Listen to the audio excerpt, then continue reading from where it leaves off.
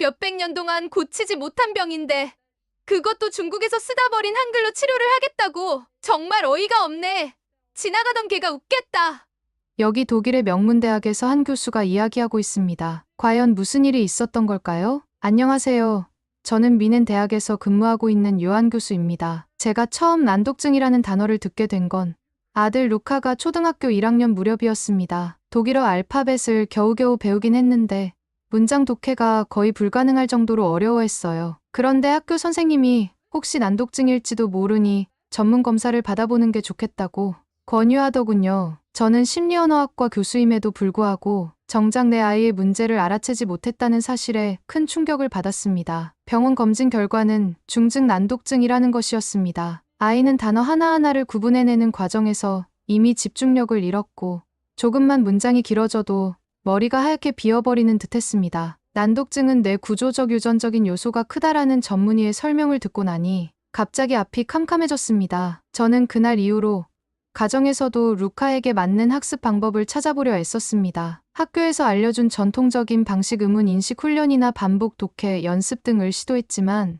루카의 반응은 미지근했고 어쩌다 조금 읽는다 싶어도 금방 지쳐버리는 상황이 반복됐습니다. 당시 제 직함은 심리언어학과 정교수였지만 정작 난독증에 대해서는 실험 연구 정도로만 접해봤을 뿐 치료나 실제 학습에 적용해본 적이 전혀 없었습니다. 대체 왜 우리 아이는 문자를 인지하기가 이렇게 어려울까? 뭔가 다른 접근 방식은 없을까? 그런 고민이 꼬리에 꼬리를 물면서 제 일상도 뒤흔들렸습니다. 아이를 위해서라면 어디에든 도움을 청하고 싶은 마음이 컸지만 제 주변 동료들은 대체로 전통적 치료 방식을 추천하거나 시간이 지나면 좀 나아질 수도 있다고만 말했습니다. 그때 제 마음은 지푸라기라도 잡고 싶을 만큼 절박했습니다. 제 아들의 문제를 본격적으로 연구해보겠다는 결심을 하고 대학의 난독증 관련 실험실을 꾸려보려 했습니다. 심리언어학과 내에 이미 뇌파이지 측정 장비와 시선 추적 장치가 어느 정도 있었으니 난독증 아동을 대상으로 알파벳 문자를 어떻게 인식하는지 데이터부터 수집해보려고 했지요. 그런데 예상외로 학내 분위기는 제게 긍정적이지 않았습니다. 난독증 연구는 이미 많이 이루어져 있고 뇌 구조 개선이 쉽지 않다는 결론에 가깝다라며 반대 의견이 많았어요. 연구비를 신청하러 다녔지만 줄줄이 반려당했습니다. 굳이 또 난독증 연구를 할 필요가 있느냐? 성과도 미미할 텐데 그것보단 다른 프로젝트에 집중해 달라는 식으로 말이 나왔죠. 특히 우리 대학 이사장과 친분이 두터운 인물들이 연구심사위원회에 영향력을 미치고 있었는데 그들은 성공 가능성이 낮은 연구엔 투자하지 않겠다는 입장이 확고했습니다. 결국 저는 공식적으로 쓸 수 있는 공간도 충분한 연구비도 얻지 못한 채 사실상 손발이 꽁꽁 묶였습니다. 교수라는 타이틀이 무색할 정도로 지원도 없이 방치된 느낌이었어요. 이렇게 사방에서 문이 막히던 어느 날 문득 머릿속을 스치는 아이디어가 있었습니다. 알파벳이 아닌 다른 문자 체계라면 어떨까? 난독증이 주로 알파벳권 영어, 독일어, 프랑스어 등에서 많이 보고된다고 알고 있었는데 문자 구조가 아주 다르면 매활성화 방식도 조금 달라지지 않을까 하는 직관이었어요. 하지만 동료들은 냉담했습니다. 난독증은 보편적인 뇌인지 문제니까 문자 체계 차이가 해결해줄 리 없다고 일축했죠. 또 교수님이 지극히 주관적 희망을 갖고 있다라며 오히려 제 연구 방향을 의심했습니다. 루카가 나아지길 바라는 부모의 마음이 학자로서 객관성을 잃게 만든다고 보는 사람들이 많았어요. 그래도 저는 포기할 수 없었습니다. 아이가 매일 글을 읽다가 좌절하고 고개 숙이는 모습을 보면서 뭔가 다른 길이 반드시 있을 텐데 하는 생각에 사로잡혔어요. 그 어느 때보다 절박했기 때문에 어떻게든 새로운 시도를 감행해보고 싶었지요. 이렇게 막막함에 빠져있던 중 뜻밖에도 한국인 유학생 김도연 씨가 제게 먼저 연락해왔습니다. 그는 동아시아 언어학에 관심이 많았고 특히 한글이 발음기관의 모양을 본떠 만든 과학적 문자라는 점에 흥미를 느끼고 있다고 했습니다. 게다가 난독증과 한글의 상관관계를 연구해볼 수 없을까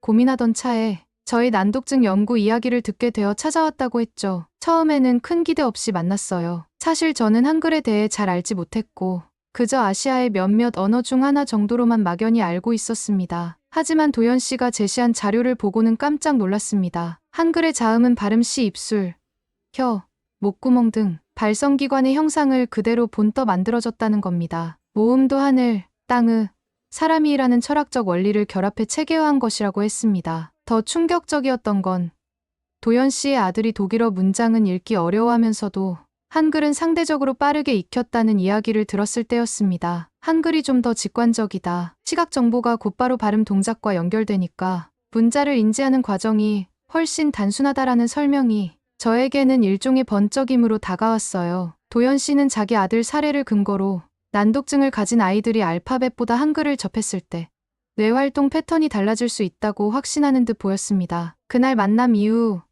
저는 곧바로 루카에게 한글을 가르쳐 볼 수 있을까라는 생각을 구체화하기 시작했습니다. 비록 제 주변 동료들은 터무니없는 시도라고 하겠지만 막다른 길에서 만난 마지막 가능성 같았으니까요. 한글과 난독증의 연관성을 파고들겠다는 의지를 굳힌 저는 바로 학내에 작게나마 세미나를 열어 제 아이디어를 발표했습니다. 한글의 구조적 특징이 난독증 아동에게 도움이 될 수 있다는 주장이었죠. 이때는 사실 부정적 반응이 좀 있어도 일부는 흥미롭다 정도로 받아줄 거라 기대했어요. 그런데 문제는 동아시아 언어사학부의 리웨이량 교수였습니다. 원래 중국에서 귀화했다는 소문이 있었고 대학 이사장과도 막역한 사이로 알려져 있었습니다. 처음엔 별로 관심 없어 보이던 그가 세미나가 끝나자마자 노골적으로 비웃으며 제게 말했습니다. 한국어?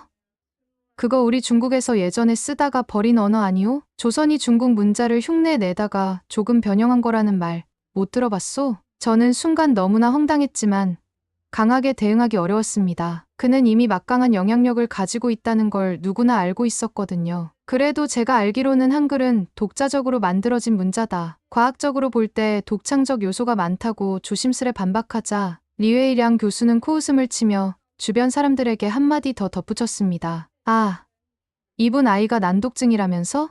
근데 한국어로 고칠 수 있다고 생각하는 모양이야. 자식을 위해서 미친 짓도 불사하나 봐. 그 순간 제 안에서 치밀어 오르는 분노를 간신히 억눌렀습니다. 아이의 난독증을 비웃는 듯한 태도에 모멸감이 느껴졌지만 그와 정면으로 충돌하면 제 연구 자체가 막힐 걸 너무나 잘 알고 있었죠. 리웨이량 교수의 언급 이후 제 난독증 연구에 대한 학내 분위기는 더욱 악화했습니다. 원래도 곱지 않게 보던 시선들이 이제는 이 교수는 아들 치료를 핑계로 무리한 연구를 한다는 식으로 변질되어 갔죠. 심지어 심리언어학 과장조차 지금은 예산도 부족하고 위에서 반대가 심하니 실험실 사용은 잠시 유보하자고 통보해왔습니다. 그렇게 저는 제 이름이 붙은 연구실마저 사용이 제한되는 상황에 놓였어요. 하지만 루카를 비롯해 난독증 아동들을 그냥 내버려둘 수는 없었기에 저는 집 지하실을 개조해 간이 연구 공간을 만들었습니다. 방음 공사를 대충 하고 중고 이이지 측정기와 시선 추적 장비를 구해다 놓았어요. 다소 열악했지만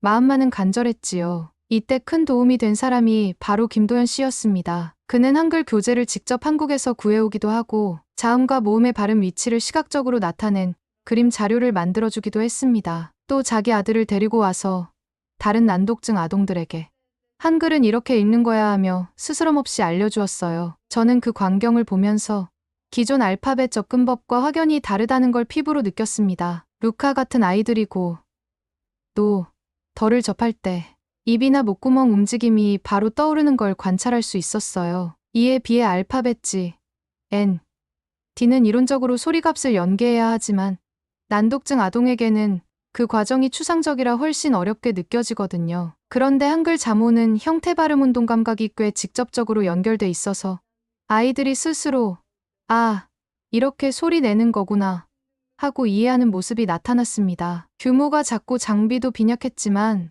뇌파 측정 결과를 보면 한글 자모 인식 시 언어 영역뿐 아니라 운동 영역과 시각 피질이 동시 활성화되는 양상이 분명히 드러났습니다. 이는 문자 체계에 따른 뇌 활성화 차이를 시사하는 작은 증거였죠. 저는 더 확실한 자료를 모으고 싶었지만 학내에서는 연구비와 공간 지원이 전무했기에 힘든 상황이 계속됐습니다. 집 지하실에서라도 연구를 이어가자 마음먹었는데 리웨이량 교수는 거기서 멈추지 않았습니다. 그는 학교 안팎의 모임에서 기회만 있으면 저를 비정상적인 연구자처럼 몰아붙였습니다. 한글이라니 그거 원래 중국 한자 문화를 본떠 조금 변형한 것 아닙니까? 원조는 중국인데 무슨 혁신이니 과학적이니 웃기는 소리예요. 더 나아가서는 제 아들이 난독증이라는 사실마저 농담 삼아 비꼬며 자기 자식 문제를 공적 예산으로 해결하려 든다는 식의 발언을 서슴지 않았습니다. 때로는 다른 교수들 앞에서 이런 말까지 했어요. 그 교수, 자기가 심리언어학 박사라면서 정작 자기 자식 하나도 못 고치는 모양이야. 그런데 우리 중국이 옛날 쓰다 버린 문자로 해결할 수 있다고 떠들고 다니니 참 한심하지 않습니까? 어느 날은 학부 주관 세미나가 끝난 뒤 연애 자리에서 저를 구석으로 몰고 와서 노골적으로 협박 비슷한 말을 하기도 했습니다. 내가 이사장님하고 얘기 좀 했소. 지금 교수님이 하는 연구 공식 허가도 없고 위험 요소가 많다던데? 혹시 모르는 일이지.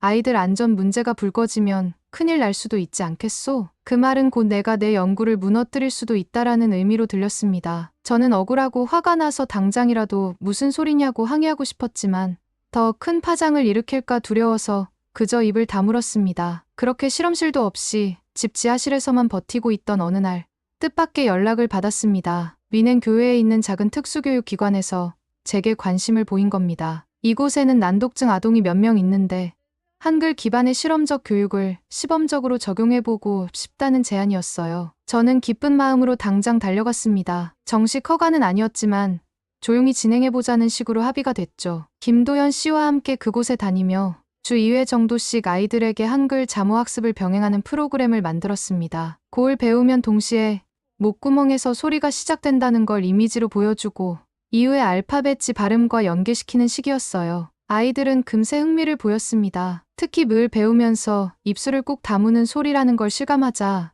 영어음 발음도 훨씬 쉽게 연결해내는 모습이 인상적이었어요. 6명 중 4명은 독해력이 눈에 띄게 향상됐고 나머지 2명도 이전보다 책 읽는 부담감이 줄었다고 했습니다. 이 작은 성공은 저와 도연 씨에게 커다란 용기와 확신을 줬습니다. 그러나 이 수업이 지속된 지 2달 즈음 학교 이사장 측에서 공식 승인 없이 교회 시설에서 교수가 교육을 진행했다는 문제를 제기했습니다. 게다가 일부 학부모들 사이에서도 우리 아이에게 왜 동양 글자를 가르치느냐, 혹시 실험 대상이 되는 것 아니냐는 불신이 퍼지기 시작했어요. 설상가상으로 이회일양 교수는 그 와중에도 또 어딘가에 연락해 한글은 중국이 쓰다 버린 언어다. 무슨 대단한 과학성이 있겠냐며 여론을 호도하고 다녔습니다. 결국 특수학교는 부담을 느껴 제게 수업 중단을 요청했습니다. 아이들이 더 배우고 싶다고 울먹이는 모습을 보는데 저로서는 정말 심장이 무너지는 것 같았어요. 그렇게 또 한 번 벽에 부딪힌 셈이었습니다. 연구가 막히고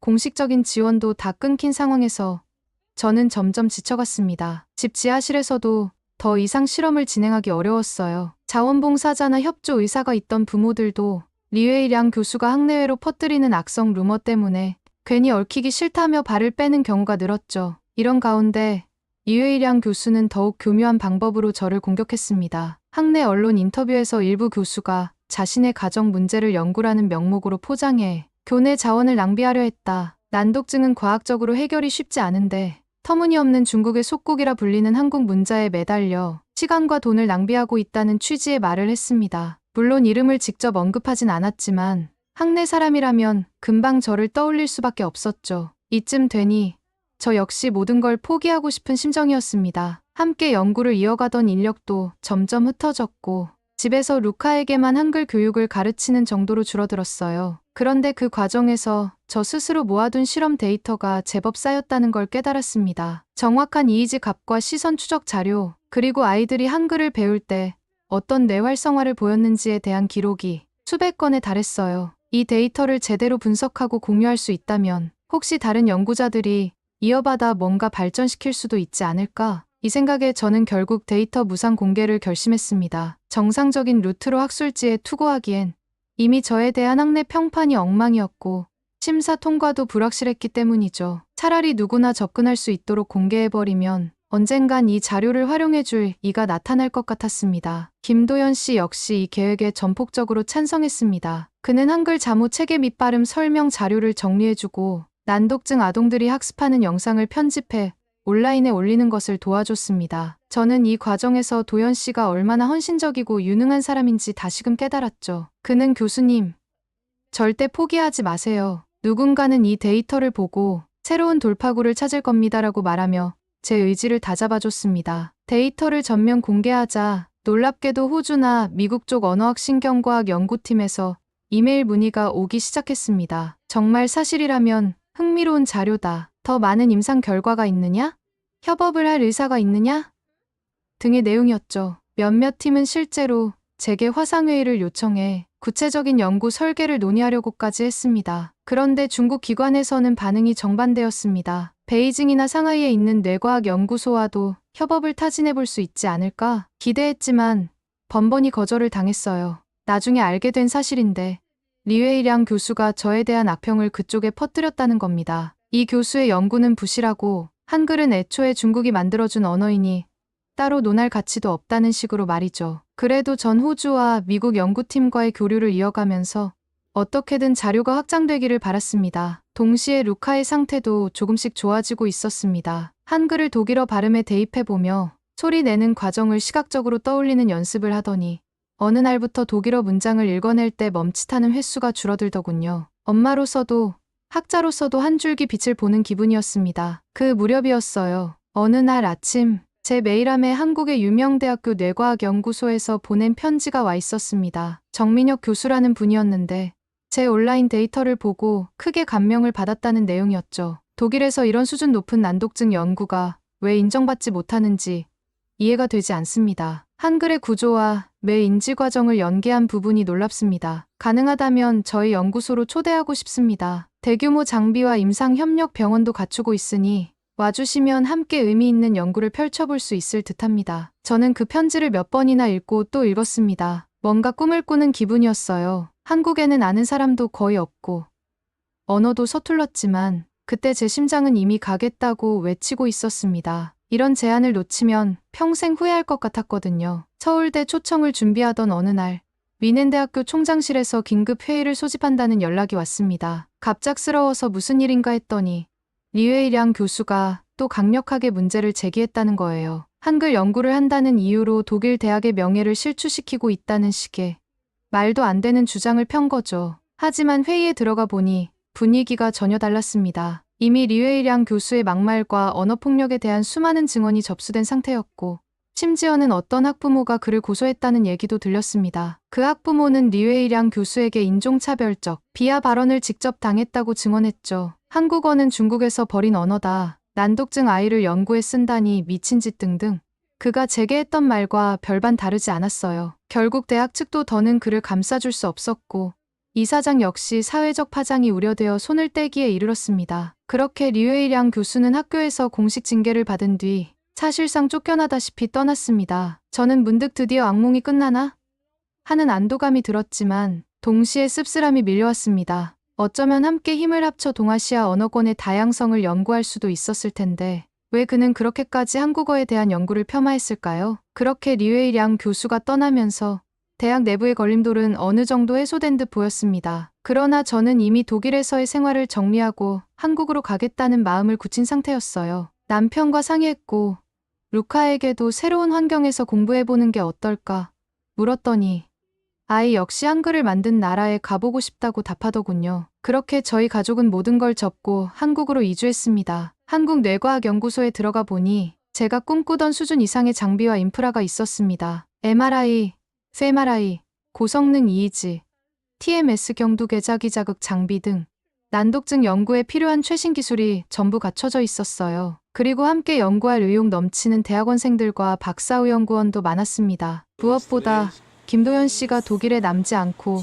저를 따라 한국에 왔다는 사실이 큰 힘이 됐습니다. 그는 박사 과정으로 들어가서 한글과 난독증의 상호작용을 보다 심도 있게 연구하고 싶다는 포부를 밝혔어요. 덕분에 한국에서도 저희 연구 파트너가 되어 주었죠. 한국의 연구소에선 다양한 언어권 출신 난독증 아동들을 모집했습니다. 독일, 영국, 프랑스 등 유럽권뿐 아니라 일본, 중국 등 아시아권 아이들도 대거 참여했어요. 그들에게 6개월 1년간 한글 자모를 기초부터 단계적으로 학습시키고 동시에 모국어 독해력을 비교 측정하는 실험을 설계했죠. 이 연구에서 가장 흥미로운 결과가 도출되었습니다. EEG와 FMRI 데이터 모두 난독증 아동이 한글 자모를 학습할 때 뇌의 시각 피질과 언어 영역뿐 아니라 운동 영역까지 유의미하게 활성화된다는 사실이 반복적으로 확인됐습니다. 특히 발음기관을 직접 연상시키는 자음 체계가 뇌인지 부담을 덜어주는 역할을 하는 것으로 해석할 수 있었어요. 제 아들 루카 역시 꾸준한 한글 학습 덕분에 독일어와 영어 문장을 읽을 때 자신감이 붙었습니다. 사실 완치라는 표현은 조심스럽지만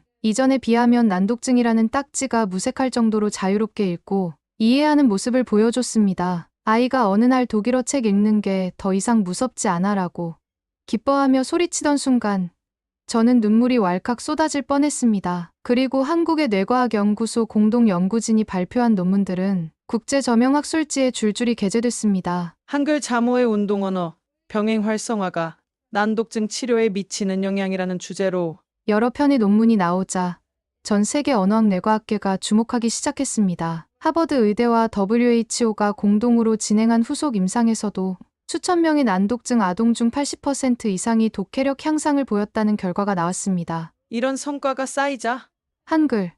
중국이 만든 언어다라며 헐뜯던 목소리는 점점 사라졌습니다. 한글이 어떤 역사적 배경을 가졌든 실제 임상에서 유의미한 결과가 나온다는 점 하나만큼은 이제 부정하기 어려웠으니까요. 한편으로는 한국 내에서도 우리 한글이 이토록 과학적이었다니라며 새삼스러운 자부심을 느끼는 분위기도 형성되었습니다. 그리고 가끔씩 독일에 있던 지인들과 연락할 때 리웨이량 교수 이야기가 잠시 나오긴 합니다. 그는 이미 미넨대학교에서 물러난 뒤 한동안 어디선가 연구를 이어가려 했던 것 같은데 마땅한 자리도 못 구했다는 소문이 있습니다. 제게 그렇게 적대적이었던 이유가 뭘까 궁금하지만 이제는 굳이 알고 싶지도 않습니다. 어쩌면 그는 중화주의적 사고방식에 깊이 젖어 있었고 한국어 혹은 한국 문화를 자신이 배척해야 할 대상으로만 인식했는지도 모르겠습니다. 어떤 이유든 그의 공격적인 언행은 결국 본인을 무너뜨렸고 저는 오히려 그 덕분에 한국에서 새로운 길을 찾아 나설 수 있었습니다. 이 역설적인 결과가 참 아이러니하죠. 한국에서 2년여를 지내면서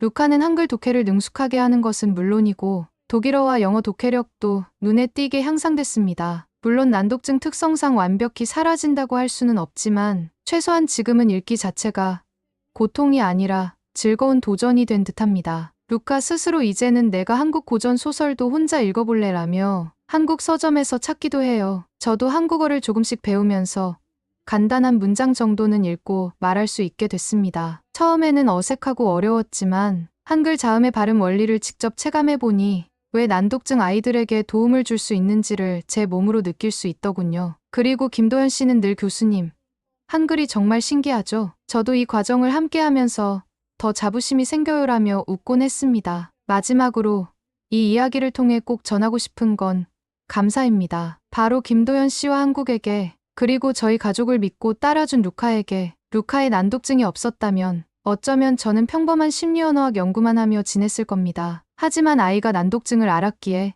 그리고 김도연 씨가 한글이라는 희망의 씨앗을 제게 건네주었기에 오늘날 이처럼 더 넓은 무대에서 더 많은 아이들에게 희망을 전할 수 있게 됐습니다. 이제 제 지난날을 돌아보면 갈등과 고통스런 기억 속에도 선물 같은 순간들이 있었음을 깨닫습니다. 언젠가 난독증이라는 말이 충분히 극복 가능하고 특별한 학습 방법이 필요한 하나의 다양성 정도로 인식되는 시대가 오면 좋겠습니다. 그리고 그 길에 한글과 우리 모두가 함께 해줄 수 있기를 바랍니다. 이상 여기까지 미넨대학 교수 요한의 이야기였습니다. 재미있게 들으셨나요? 다음에도 더 재미있고 감동적인 이야기를 원하신다면 좋아요와 댓글 부탁드립니다. 여러분의 응원 하나가 저에게는 큰 힘이 된답니다.